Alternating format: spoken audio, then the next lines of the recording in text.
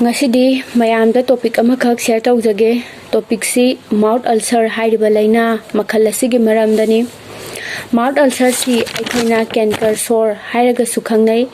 hairiba canker sore natragana mouth ulcer si aikoigi hakchangi karamba sarukta narakpage haiba matamda aikoigi chil leida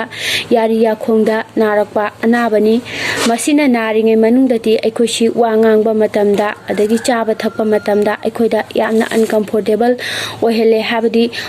wangangba matamda leije lengba khopa leida na taradi leije lengba matamda leije khoigi lengba ngamdaba yamna thuppa yamna naba adagi chaba thakpadasu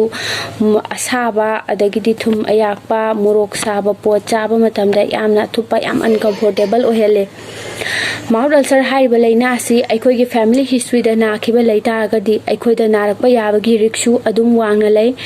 asi haidana mouth ulcer si yamna sathiba laina makhal amadi nate masi doctor da mudragasu habadi aikoina treatment tawdragasu hapta ama kayama naramaga adum mathanda heal toksinjaki habadi oisinjaki masi thokalakpagi chapchaba definite oiba maramche hojik phawbagi di leite haiba tare adubu certain factor kharadi adum identify tawi makhoi singdugi manungda khara haijage mouth ulcer thokalakpaje ngasagi dental work ta natragana charingai thaingai manungda natragana brush tawringai matamda brush na takthatkhiba natragana chaba thakpa matamda chikthatkhiba asokpa mafam macha adudagi mouth ulcer adum form tawrai adagi aikoina nungtigi sizinariba toothpaste natragana mouthwash singsida sodium lauryl sulfate haiba chemical makhal asi yawbana maram oraga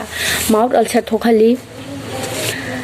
supplementing habadi aikoigi hakchangda fangadaba vitamin sing phangba walakpa habadi vitamins B12 watpa zinc watpa iron watpa vitamins B3 watpa makhoi singche walak manasu mouth ulcer thokhalakpagi chance adum lei aduga ngasagi aikoigi thagi period laingai manungsida hormone change toba adagidi emotional stress leiba adagidi tumba chaba chang naidaba habadi tumbagi chang watpa adagi aikoigi chilai sida ngasagi bacteria natragana viral natragana fungal infection thokpadagi mouth ulcer si adum thoalai mouth ulcer si aikoina makhal ahum thokna khaidoi makhoi si kari kari no haiba kanda minor habama major habama herpetiform habama minor haba sidati nariba jaga si apikpa jaga amada narakani aduga maga anabagi masak mohong sina kamaina tawge haba matamda round oiba natragana oval shape oiba oi aduga oisinba matamdana hapta amadagina hapta ani fawbagi manungsida adum mathanta oisinjaki habadi without treatment da aduga ani subagi major mouth ulcer hai sina mungasagi minor dudagi large oira ani deep oira ani aduga magi nariba jaga si ngasagi minor dadi oval natragana round shape oibado major dadi magi ngasagi anabadugi akoibado irregular oira ani aduga oisinba matamda su tha ama hena changakpa aduga aroibagi herpetiform hai sina mungasagi anabase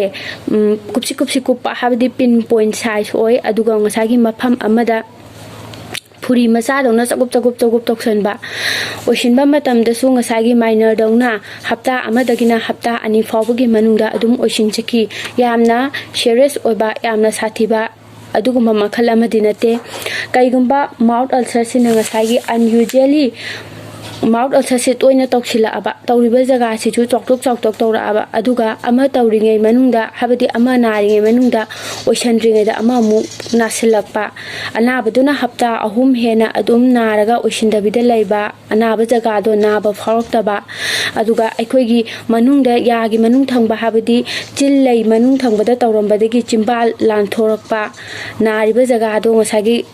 control tawba ngamaktaba habadi hidak charaga su phajinba ngamaktaba chaba thakpada yamna problem oirakpa mouth ulcer tawringe manungda high fever natragana diarrhea leirak tarba adui targadi doctor da yengthokpigadabani habadi maramdi kaigumba kanda mouth ulcer si cancer gi symptom makhal amani haina adum discuss tongnaba yawi aduna mouth ulcer si kaigumba serious oiba targadi doctor tana bihawgodabani mouth ulcer haiba laina sigi masak mawong si kamaina tawge haba matamda ngasagi akhoi round shape ta natraga oval shape ta angauba machuda natraga kaigumba kanda angangba machuda tawba yawi aduga amana ngasagi angangba jinga angauba jiga habadi mayai sida angauba machu se leraga matai sida na ngaksang ngangba adumaina mix tawnaraga naba su yawi Masi ngasagi karigumba laina khara treatment tawringai manungdasu adu mouth ulcer si mathanda form tawre habadi diabetes mellitus naringai da adagidi aikogi immune system sinane mapangal sondhar akanda aikogi mouth cells si healthy oina legedaba mouth cells singdina ngasagi immune system do mapangal sondhar abanina bacteria na natragana virus singchina attack tawdraga su mathanda sondharak padagi mouth ulcer si adum form tawre mouth ulcer si prevent tawge hai taragadi aikoina ngasagi brush tawba matamda hard yamna hard oba brush sinna bidaba habadi soap oba makhalgi brush khanbigadaba adagidi aikoina sisinariba toothpaste natragana mouthwash ta sodium lauryl sulfate hariba chemical makhal asi yaudaba product sing sisinnabiba dagi yamna ka hena saba pot chabidaba adagi aikogi chil leisina acidic oiba pot yam sensitive oi taragadi madu avoid tobiba darkar oi mouth ulcer si doctor dagi yengdaba taragasu mathanda adum habadi mathanda dum oisinjakhiba adu kaigumba oisinba ngamta taragadi masagi aikoina yumda adum treatment tawba yai makoi treatment khara hairabada ngasagi aikoina ising sida thumga kano jiga baking soda siga punna kano mix tawnaraga aikogi chin leise tengthokpiba adagi milk of magnesia hariba pose mouth ulcer tawiba area sida thombiba aduga baking soda na paste semaga kaigumba matamda nariba jaga aduda cover tawbiba adagi oragel hariba kano se aikogi hidak makhal se asi sisinnabiba adagi di nutigi chin ya se sengna tengthokpiba after meal ta brush tokthokpiba mouthwash siznaba matamda munna aikogi yauriba product habadi magi chemical sing munna khanbiba adagi supplement sing habadi folic acid vitamins B6 vitamins B12 zinc adagi vitamins B3 makoi sing se wa taragadi makoi sing se aikoina chabiba habadi makoi wat pasina su mouth ulcer la anabagi maramamani